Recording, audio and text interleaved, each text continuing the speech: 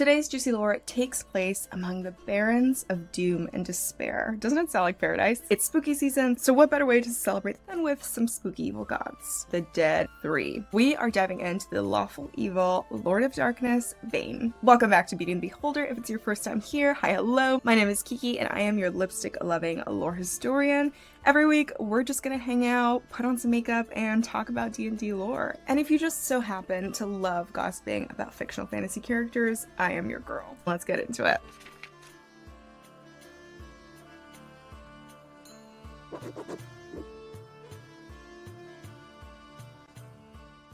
Bane is just the ultimate tyrant. He revels in strife and just being overall malicious. Like the other Dead 3, he was pretty brutal and just saw himself as like way above mortals, and also believed that the strong had the right to rule over the weak. He was all about control and really favored those with ambition and the drive to be powerful, like our baby girl Gortash. He was just like your typical tyrant, all about conquering, all about being the number one. He rules from his dread plane of Banehold. He's got his own place, at least. Gotta give him that. Banehold is also called the Barons of Doom and Despair. It's just like a sinister plane of existence. It's totally inhospitable. All you see on Banehold is black sand for miles, huge plains of dark granite, no water except for the river of blood, and no sunlight, just a blood red filled sky. I get the aesthetic that he's going for, but like it's cool for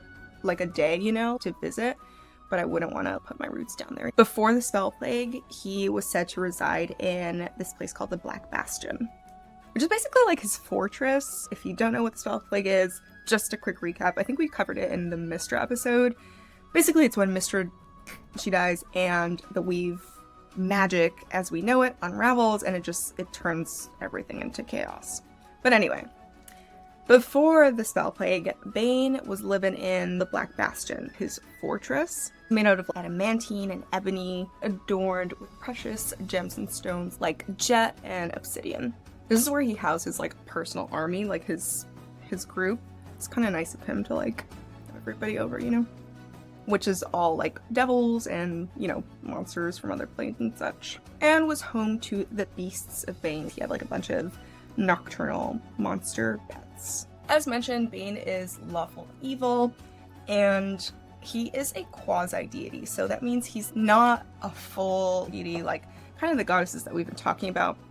He's almost on the same level as like, he's basically like on the lowest tier of deities. So, a little bold if you ask me for all the stuff that he's done, but anyway.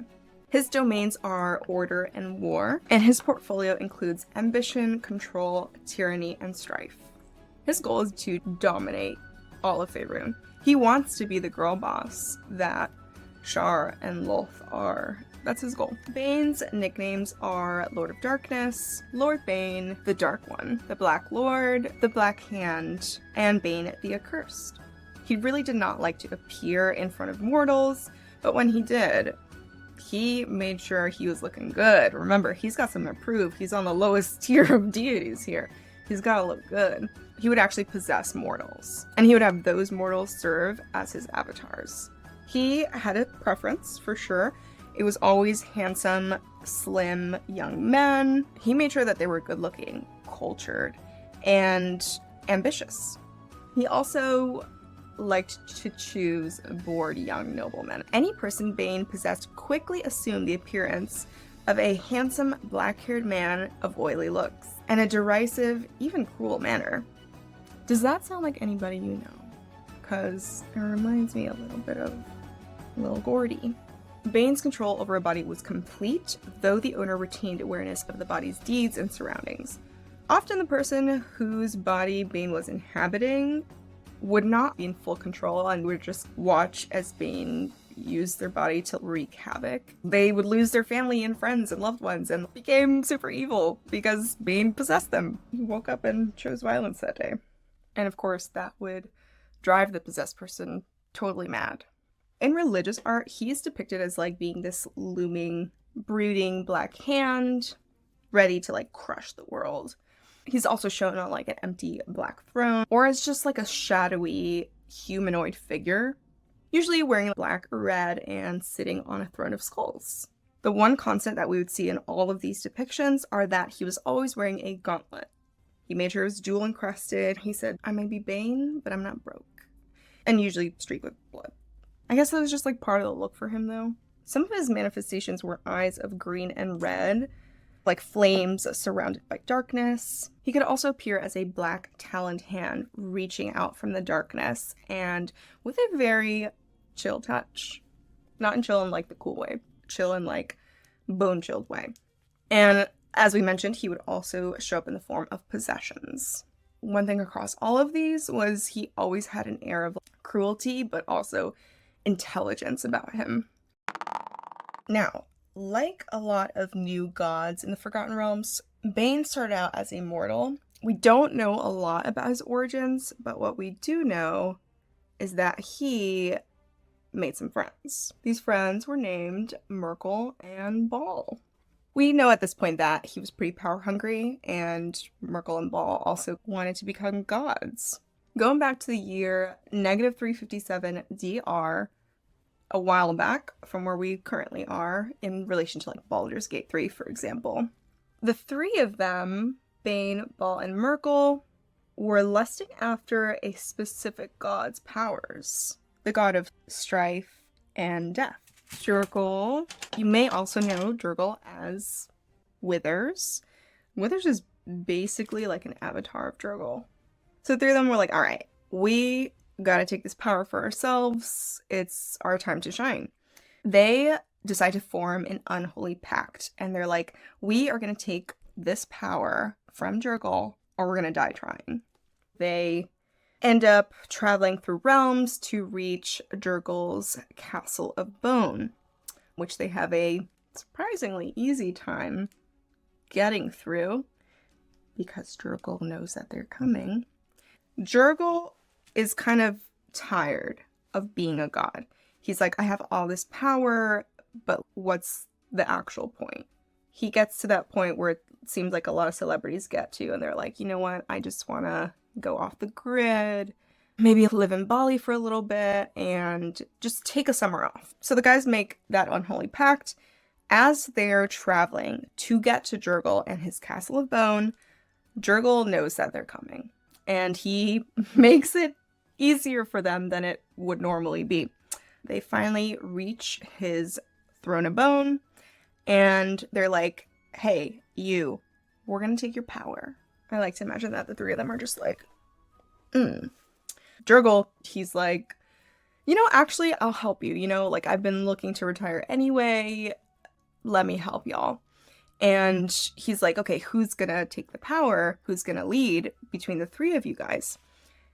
They all start fighting. Bane, 𝕵𝖚, and 𝕵𝖚𝖆 are just bickering. They don't know who to choose. It just shows like their disorganization. 𝕭𝖊𝖆's just like, oh my god, okay, stop bickering. I need to step in. He makes him play a game, which I'll probably get into when we dive into 𝕭𝖊𝖆. But for the purpose of the Dead 3 story, they play a game. Who ends up winning first is Bane. Bane then claims power over strife and tyranny. He actually says when he wins, as winner, I choose to rule for all eternity as the ultimate tyrant. I can induce hatred and strife at my whim, and all will bow down before me while in my kingdom. Now that is a good Real Housewives of Faerun tagline. So Bane gets tyranny, 𝕵𝖚𝖆 gets the dead, and 𝕵𝖚 gets murder and death. And so that's how he becomes a god. It's funny because I think he thinks that he really worked hard for it, but 𝕭𝖊𝖆 just kind of handed it to him, like, let's be real. So, Bane is a god now. He's a deity of the Forgotten Realms. Bane, he just can't get enough, you know? He always has to be up to something. We're gonna fast forward to the time of troubles. Bane and 𝕵𝖚𝖆 are literally the reason that the time of troubles happens. We also covered this in the Mystra episode, but essentially the time of troubles is where Lord Eo, the god of all gods, forces all of the gods to become mortal. He puts them back on a regular plane with their followers. They lose power. This is how a lot of gods end up becoming mortal. So Bane and 𝕵𝖚𝖆 start this. They're like, we are going to steal Lord Eo's tablets of fate. Tablets of fate That sounds like what it is. That sounds like something that belongs to, like, you know, I don't know, the overlord god of all gods, not the god of death and the god of tyranny. But evil be evil. So they steal the tablets. They're punished and banished to become mortal. You would think when this all happened, people would learn, but no. During this time, while he's a mortal, Bane gets up to some stuff. He has a child. We don't know exactly who the mother is, but his son's name is 𝕮𝖆𝖕𝖚. Some say he's the son of Bane and a Tighnari, like a demon person, or the son of Bane and a fallen paladin. Who knows? I don't know, but he's got a son. You would hope he would, like, settle down by now, but, you know. When this time of troubles happens, all of the powers of Bane, Bhaal, and Myrkul end up going to 𝕬𝖃, this real crazy guy. He's the one we talked about in the mystery video. Most of the power of the Dead Three goes to 𝕬𝖃, but a little bit goes to Bane's son, 𝕮𝖏. He kind of prepped and prepared for this time of troubles, because remember, they got the eviction notice from Ao and had some time to, like, prepare things. So he made sure to put some of his divine essence into his son. What's wild is when everybody found out that Bane was gone and perished, everybody celebrated. There were literally festivals across Faerûn. That's sad, but when people are in festivals because you're gone, that should tell you something. That should tell you something. Bane was slain by Torm. He is the young paladin god at this time. So, you know, righteousness, duty, loyalty, obedience, all that good stuff that Bane's not into. Once the time was right, you know, after things had settled down a little bit, Bane resurrected himself. You remember how he put a little bit of his essence into his son? It turns out his son was basically just like a cocoon for Bane's power. He literally burst open and Bane came out, and his son was gone after that. Bane just sucks, honestly. I don't like that guy. But yeah, everybody who was worshipping Bane's son and 𝕬𝖃, once Bane was back, they were like, oh, he's back.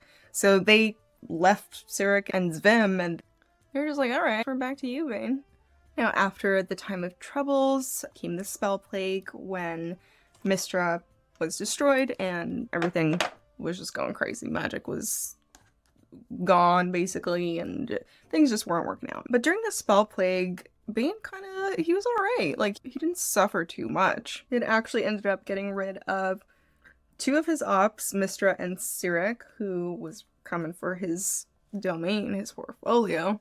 And in the century that passed after that, he just kept getting more powerful. His power just kept growing, and his worship would soon spread far and wide, even to the point where he overtook the goblinoid pantheon, where we had 𝕮𝖆𝖆𝖕, the, like, chief goblin deity, 𝕮𝖆𝖆, which is another goblin deity. I think all of their deities are war deities, honestly. But yeah, he had both of those goblinoid deities at his beck and call. So by the end of this time period, Bane was really powerful, which leads us pretty well into the worship and religion of Bane. Banite dogma was all about exercising power over others. Generally, his priests... One sec, I'm gonna do this off camera. I had to do the eyeliner off camera because there's no way I could do that and talk to you at the same time. I'm so sorry. Anyway, Bane was the most widely known evil god and one of the most feared gods of the Forgotten Realms. Among the evil gods, his church was one of the more stable and powerful ones because they're all about tyranny. They know how to get their business done. They're a little more organized than their competitors in the market. And his church was a big fan of the rigidity of rules and structure and control. They were like, yes, Mother Bane, tell us exactly what to do. Apparently early on, his church was filled with a lot of wizards as well, which I think is kind of funny because, yeah, I mean, it makes sense. Ambition, wanting to control others, I could see the archetype. Bane's dogma that he tasked his clergy members with following was, serve no one but me. Fear me always, and make others fear me even more than you do. The Black Hand always strikes down those who stand against it in the end. Defy me and die. Or In your death find loyalty, for I shall compel it. Submit to my will, since true power can only be gained through service to me.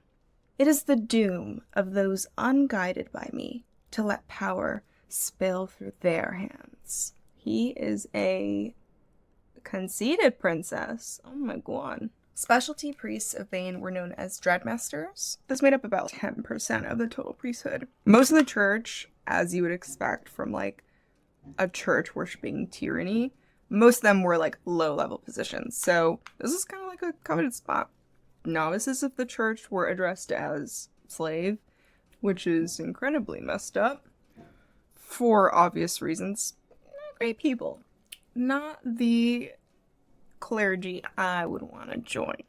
Other titles included watchful brother or watchful sister. Brother is sister faithful was also used when the Banites were in the presence of non-Banites to keep it low-key. It could also be called the deadly adept, willing servant, willing whip, hooded menace, black fang, striking hand, vigilant talon, masked death, dark doom, higher doom, and deep mystery, which is reserved for more high up there peeps. And then within those deep mystery ranking members, there were even more names. This is a very lawful evil organization, okay? They are all about their ranks and positions. I think they probably have like org charts for the whole Banite church. These higher titles of deeper mystery include Lord or Lady of Mysteries, Lord or Lady of the Hand, Imperceptor, Dark Imperceptor, Grand Bloodletter, High Inquisitor, and High Imperceptor. All of these except that last title are self-bestowed, which actually, now that I think about it, it's funny because Gortash goes by Lord Gortash. So it makes me like, did he just start calling himself a lord one day? Like, oh my god, that man. Maybe I'm forgetting a detail from the game, but I don't remember that being explained. All of his clerics also, in the style of Mr. Bane himself, they also would wear that iconic gauntlet on one of their fists. A few notable chosen of Bane include Lord Enver Gortash. I believe that Gortash is possessed by Bane. I think we'd need a separate video on Gortash and the other Baldur's Gate 3 characters, a deep dive on those, because there's a lot of, obviously, lore from the game, but then the community has just come together and there's so many cool theories, so much cool information that people have like pieced together. And yeah, it's really fun. Let me know if you've got any details to share, or if you'd be interested in a Baldur's Gate character lore video. That could be fun. But yeah, Lord Gortash is one of his chosen. His other notable chosen is 𝕊𝖆𝖕𝖙. 𝕊𝖆𝖕𝖙 became the Faerunian god of service to evil. He was Bane's right-hand man. He's a very powerful servant to Bane. And basically like a low-ranking demigod type level of deity. He was mortal, and because he died in service to Bane, he gave him a little promotion for dying for him. You know, way more than like a regular corporation will do for you. As for affiliated orders, I think you'll find this interesting. The Zhentarim are very closely tied to Bane. They used to be controlled by the Church of Bane, but it didn't mean that Bane's people were behind like, everything the Zhentarim did. It was just really closely tied. It wasn't like an explicit, we're a Banite organization. It was more just like, a lot of people here are Banites, you know what I mean? Bane also had the Knights of the Black Gauntlet. This was an order of Banite crusaders and helmed horrors based in Mintar, which is like in the south of Faerun. They were known for keeping the faith in Bane while Bane was dead and gone after he got wrecked by Torm in the Time of Troubles. They held out for him. There's also a Banite monk order, the Order of the Iron Gauntlet. This is like an evil monk order comprised of assassins and fighters, and a small subsection of the Zhentarim. They train in stealth and assassination. As for like rituals, there aren't a lot of rituals that Banite followers have. There's no like big holy or like important days, you know. It's kind of just like on the daily they'll thank Bane, you know, give him a shout out before going into battle or before eating or drinking. They're like, thank you for letting me live to taste this chicken nugget, this dwarf stew. Their day-to-day activities and kind of the ways that they spread were all focused on spreading Bane's influence and power. They were able to spread far and wide because they kind of did things in secret when taking these positions of power in towns, like Baldur's Gate, for example. They weren't advertising like, hey, I'm a hand of Bane. They were taking these positions of power and using that influence to then spread Bane's influence. They weren't just like, you know, you're all gonna follow Bane now. They're at least smart about it. And then for spreading into smaller towns where people would openly worship Bane, it was honestly the better evil, because it would either be like being taken over by another evil deity, some of these other very brutal, bloodthirsty type deities. Put them next to Bane, and Bane looks like an angel. That's not to say they wouldn't resort to violence, but it usually wasn't the very first thing. They would tend to be a little bit more strategic, a little bit more tyrannical. Bane's clergy members were charged with the task of rising power in every realm, and if necessary, leading a band, city-state, or kingdom to war, to conquer its neighbors in order to bring ever more territory under the sway of the Black Hand of Bane. Hatred, strife, and destruction were to be spread like butter, but under clear duress and control, not unbridled chaos. Domination was preferred to debauchery, and carefully limited discord to stability. Cruelty, torture, and mayhem were tacitly encouraged, but those caught at such activities had to pay the price unless they had served Bane so well by spreading fear that none dared speak or act against them. Superior Banite clergy members had to be obeyed at all times and in all things. The faithful were to work subtly and patiently, but tirelessly, to bring members of the faith to power in every guild, village, and town. The more and more I read about Bane, the more I'm like, wow, every corporation in America has got some Banite dogma, some Banite clergy members up in there. Those up top have all the say, and everybody below just has to shut up and work. As for Bane's relationships, he really believed he was better than everybody. So most of his allies were obviously some way, shape, or form his servants, or like people that he used to get what he wanted. That includes the other two members of the Dead Three, 𝕵𝖚𝖆 and 𝕵𝖚. He thought it was best to form an alliance with them. He also had working relations with 𝕮𝖆𝖆𝖕𝖚, the goddess of pain, 𝕮𝖆𝖚, the goddess of poison, and Mask, the god of shadows and thievery. He was very good at networking, like any tyrant is. So he got all up in the goblin pantheonoids. He forged an alliance with 𝕮𝖆𝖆𝖕𝖚, 𝕮𝖆𝖆𝖕𝖚, 𝕮𝖆𝖆𝖈, and even Tiamat, that evil dragon goddess lady. You might have heard of her. Yeah, he got all of them to be his allies, as well as Malar, that beast god that we talked about in Lolth's origin story. He had a son and basically used his son as like a way for him to regain power. So I wouldn't really say there's a relationship there, but a family tie. His son did not like him whatsoever. He was kind of like forced to serve Bane as well. Bane did have a leva.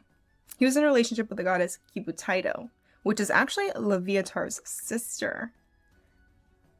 Yeah. 𝕬𝖆𝖕𝖚 was the goddess of disease. I don't think I want to mess with her. She ended up being slain by 𝕮𝖆𝖚. When they would get together, Bane would try to steal her powers. As soon as she caught on to that, she ended it. Good for her. I'm glad she was the one to end things, honestly. Good for her. Nobody deserves Bane. Oh my god. His ops, his enemies. Number one is 𝕵𝖚𝖆𝖚. He hated 𝕵𝖚𝖆𝖚 because of all her power. Her death resulted in the whole spell plague. She's a very powerful goddess, and he wanted to claim that power for himself as well. He's just wanting to snatch up everybody's powers. He's just wanting to like rule everything, get his little grubby paws and everything. He did not like Mr. for that, and I think if you remember from the Mr. video, he actually ends up torturing her and capturing her right before she dies. So, a little drama there, but I feel like it's mostly on Bane's part because Mishra is just doing her own thing. He didn't have to be such an a-hole, you know? He also did not jive with Cleric, who we're gonna have to talk about Cleric because he is crazy. He also did not like a Monitor, which was the Netherese deity of the sun, and Dogma, who was the patron deity of bards. He was the god of knowledge, inspiration, invention. Just honestly, yeah, if you think about it, what doesn't jive well with tyranny and control, creation, artistry? I mean, it makes sense. How do you keep the masses under control? You limit knowledge, you limit creativity. I think it makes perfect sense. I really appreciate them being opposites here, because I think that fits really well. Of course, when Bane was immortal, he also did not like Helm, who was that god of justice. Symbols and iconography of Bane include an upright black right hand, the fist or the hand of Bane, if you will. His animals are vultures, green-eyed animals, so like black cats, black dogs with green eyes, which is adorable. I have 2 tuxedo cats with green eyes. I can see why he chose those. He also had a fiendish pet raven, just like a little tiny raven that would be seen with him, called 𝕮𝖊𝖆𝖕𝖙. That's freaking adorable. That's probably my favorite thing about Bane. Monsters tied to Bane are beholders, black dragons, death tyrants, fang dragons, green dragons, hellhounds, 𝕮𝖆𝖕𝖆𝖚, which are like a type of devil from the 9 hells, Banelars, which were serpent-type creatures that could cast spells, but had big humanoid heads, and hellhounds. Gems and precious metals tied to Bane are black sapphire, which is used when he wants to show approval, but when he wants to show disapproval, he uses powdered red carnelian. Okay, we love a clear communicator. It's good to know that's like, you know what you're doing good, but you also know what you're doing bad. The constructive criticism is there. Hematite, emeralds, and bloodstone. His colors are black, red, and specifically vile green, which, up to you what you interpret vile green as. I kind of went with like an emerald with my eyeshadow and my nails, but that to me is vile. What does vile green mean to you? Now for some character build and roleplay ideas. Races that would fit really well with a Bane worshipping character are of course humans. Most of Bane's followers are humans, half-elves, and dwarves. I can also of course see goblins being in the mix because of that whole connection with 𝕮𝖆𝖕𝖏𝖏 and the Goblinian pantheon. Some classes that would fit well here are Paladin, Oath of Conquest, all about fear, control, domination, you know? In Order Domain Cleric, Fighter, Battlemaster, Warlock. I think the Fiend could fit well here with Bane as like that Fiend figure. Wizards, of course, were a huge part of Bane's worshippers. I could totally see like of course, necromancy schools as well as like enchantment, basically ways to charm and enchant people to follow your whims. And lastly, Barbarian, Path of the Zealot. As always, if you have any other ideas, drop them in the comments. For some backstory ideas, perhaps your character is a conqueror of some sort. They were raised in a military or soldier-like upbringing, so they have that kind of soldier background. They are all about strength, control, and order. Bane's teachings aligned well with that. I could see a big connection here between Bane and militaristic, police, order. There are lots of overlaps here, so I could see that being a part of your character. So I love Gortash's backstory. You come across his parents in Act 3, but yeah, he comes from pretty humble beginnings. I am so interested to learn more about like what caused him to want to take more power. It doesn't sound like he came from a place of power, but he decided to go out and get it and got a taste of it and then got drunk on it. Definitely a deeper conversation to be had here. Power hungry. Your ideals could include that strength is the most important characteristic to have in any situation. Weakness has no place in your life. You tend to value fear as a way of overpowering or controlling others. Your bread and butter is intimidation. Some ideals, bonds, and flaws that you could implement are a true iron will. Like, you are just stubborn and rooted in your cause, whatever that may be, probably something evil, but you just won't quit. You cannot stand chaos, and everything has to be orderly. Your relationship with loyalty, I could see this going two ways. Maybe you're very appreciative of your loyal companions. On the other hand, maybe loyalty means nothing to you, and people are just things to be used for your own personal gain. I can definitely see an air of invincibility with this character, where they think they can do whatever they want and there will be no consequences. I'm realizing all of these are super negative traits. A few details that you could add to your character are that gauntlet accessory that we see a lot of Banites sporting. I also see the wardrobe choices that Gortash implements, the black, red, and gold uniform of Banites would be cool for your character too. Bane is just a not good guy. I think we've made that clear. I do have to say that I appreciate his tact and the kind of like diplomatic way he does things. I much prefer that over a bloodthirsty villain. I find it really interesting when villain is just smart, intelligent. He's got a lot of lore, so I tried to take the highlights and condense it down into this video. As you know, I like to keep it conversational, but he's got a lot of lore. There's a lot to Bane. If you've played a character or had a campaign associated with Bane, I would love to hear about it in the comments, as I'm sure everyone else would. If there is a deity or lore topic you'd like me to dive into, also share that. Don't forget to turn on the bell notification icon. That way, if I cover your topic, you won't miss it. This is the first of a series involving the Dead Three, so stay tuned for Merkel and Ball, and then of course we'll dive into 𝕮𝖍𝖆𝖕 as well, who's not part of the Dead Three, but he is the reason the Dead Three is the Dead Three, so gotta cover him. For more juicy lore, check out the Beauty and the Beholder playlist, and I hope you slay your day. I had such a good time with y'all today. Ciao!